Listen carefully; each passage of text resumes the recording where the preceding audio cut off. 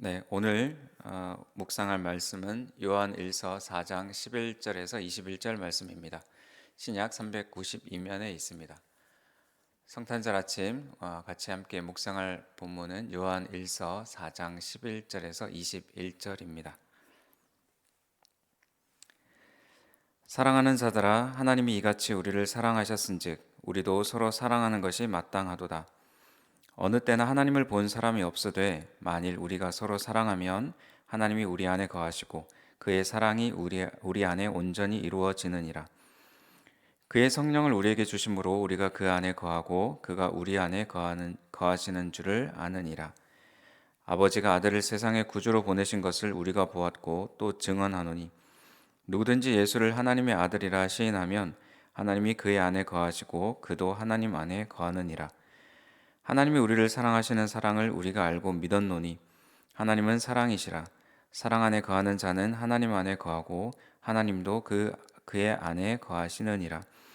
이로써 사랑이 우리에게 온전히 이루어진 것은 우리로 심판 날에 담대함을 가지게 하려 함이니 주께서 그러하심과 같이 우리도 이 세상에서 그러하니라. 사랑 안에 두려움이 없고 온전한 사랑이 두려움을 내쫓나니 두려움에는 형벌이 있음이라. 두려워하는 자는 사랑 안에서 온전히 이루지 못하였느니라. 우리가 사랑함은 그가 먼저 우리를 사랑하셨음이라. 누구든지 하나님을 사랑하노라 하고 그 형제를 미워하면 이는 거짓말하는 자니 보는 바 그 형제를 사랑하지 아니하는 자는 보지 못하는 바 하나님을 사랑할 수 없느니라. 우리가 이 계명을 주께 받았나니 하나님을 사랑하는 자는 또한 그 형제를 사랑할지니라. 아멘. 성탄의 아침입니다. 이 시간에 말씀 묵상을 사모하면서 일어나는 성도님들도 계실 텐데 아이들이라면 머리맡에 놓여 있을 선물을 기다리며 일어날 것입니다.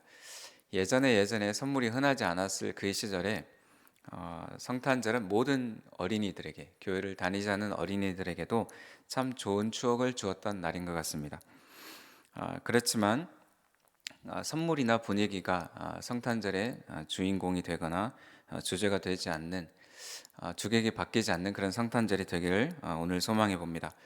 예수님이 주인공인 듯 하지만 그렇지 않게 여겨지는 오늘날의 성탄절에 예수님을 온전히 주인공으로 삼는 성도님들 되시기를 바랍니다.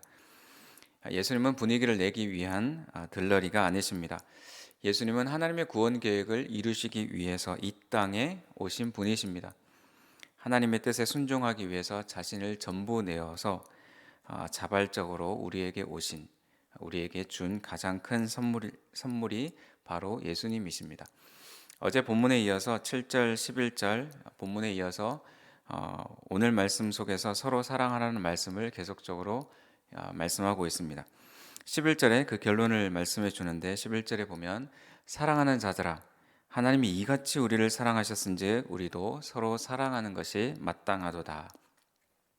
사랑하는 자들아, 하나님이 이같이 우리를 사랑하셨은즉 우리도 하나님을 사랑하는 것이 마땅하도다. 같은 결론이 더 자연스러울 것 같은데 하나님은 우리에게 서로 사랑하라라고 말씀하고 계십니다. 마땅히 사랑해야 될 서로, 우리, 그 신자들, 그것을 사랑하는 것은 우리가 하나님을 사랑한다라는 것의 증거가 되어집니다. 오늘 본문을 단락별로 나누어 보면 11절에는 서로 사랑하라.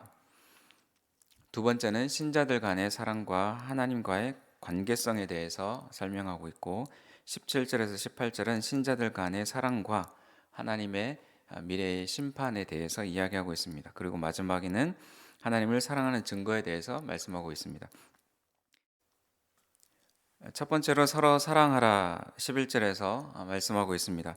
한국 드라마에서 재벌을 소재로 하는 드라마를 보면 자녀들 간의 경영권 분쟁 또는 상속 분쟁에 대해서 많이 등장을 합니다.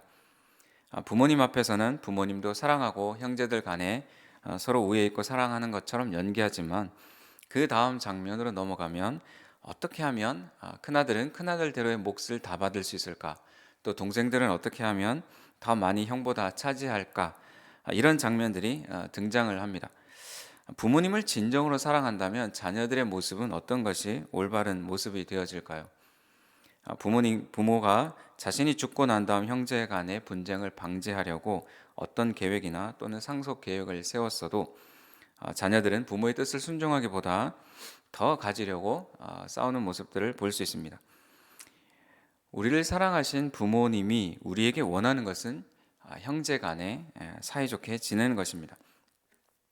형제 간의 분쟁이 뉴스거리나 남들에게 이야기거리가 된다면 그 가정을 보고 누가 부러워하겠습니까? 누구나 자격 없이 조건 없이 우리를 자녀 삼아 주신 하나님, 그 하나님 마음을 우리가 안다면 우리 신자들끼리 서로 사랑하는 것이 마땅히 필요합니다.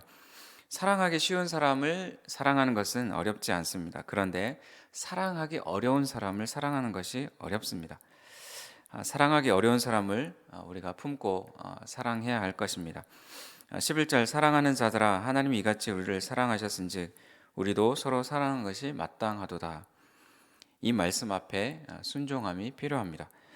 사랑하기 위해 조건을 찾고 또 사랑하기를 마음 먹는 것, 그것은 힘들지만 이미 사랑하고 있는 사람을 계속 사랑해 가는 것은 어렵지 않습니다. 바라건대 우리 성도님들은 이미 서로 사랑하고 있어서 더 사랑하는 것이 어렵지 않은 그런 성도님들 또 우리 교회가 되기를 간절히 소망합니다. 두 번째로 12절에서 16절은 신자들 간의 사랑과 하나님과의 관계성에 대해서 말씀하고 있습니다. 오늘 본문을 읽으면 비슷한 내용이 무수히 반복되는 느낌을 받을 수 있습니다.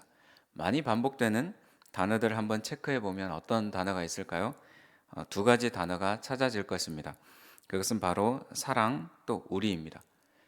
본문을 한번 세어보면 사랑은 19번, 또 우리는 17번이나 등장을 합니다. 왜 이렇게 많이 짧은 본문 안에 등장을 할까요?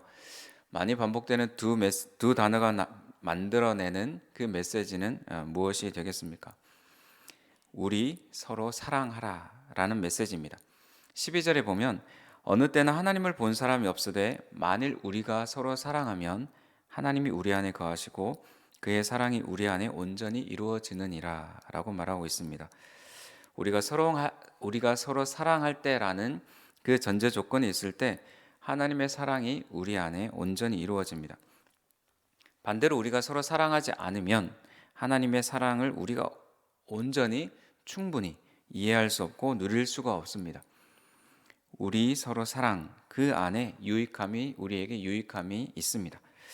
하나님이 우리 안에 거하시고 성령님은 우리 안에 하나님이 거하시는 것에 증거가 되고 보증이 되시고 연결자 역할을 해주십니다. 13절에 보면 그의 성령을 우리에게 주심으로 우리가 그 안에 거하고 그가 우리 안에 거하시는 줄을 아느니라. 이어서 또 15절에 보면 누구든지 예수를 하나님의 아들이라 시인하면 하나님이 그 안에 거하시는데, 이 말씀을 12절의 말씀과 또 연결해서 보면 우리가 서로 사랑하면 하나님이 우리 안에 거하시는 것과 뗄 수 없는 관계가 성립이 된다는 것을 알 수 있습니다. 예수님을 하나님의 아들이라 믿고 있으면서 또 우리 서로 사랑이 되지 않는다라는 것은 모순이 되는 것이죠.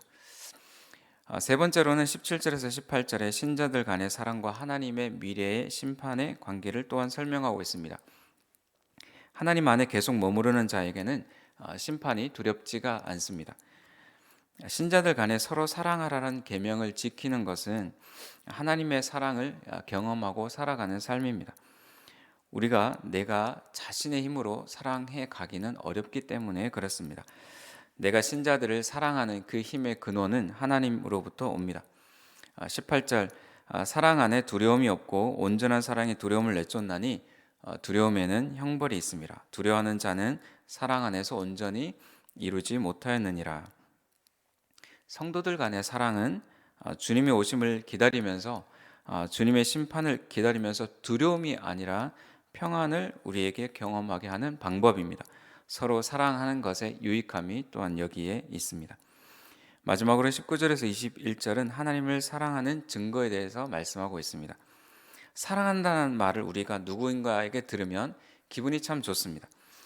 젊은 남녀가 서로 사랑한다라고 말하면 그 사랑이 진짜인지를 확인하고 싶어집니다. 나 진짜 사랑하는 거 맞아? 그런 질문에 어떻게 증명을 할 수 있겠습니까? 만일 하나님이 우리에게 나를 사랑하는 거 맞니? 라고 물으신다면 우리 성도님들은 어떻게 대답을 하며 증명을 할 수 있을까요? 요한복음 21장에 부활하신 예수님, 부활하신 예수님이 베드로에게 이렇게 질문하십니다. 요한의 아들 시몬아, 내가 나를 사랑하느냐?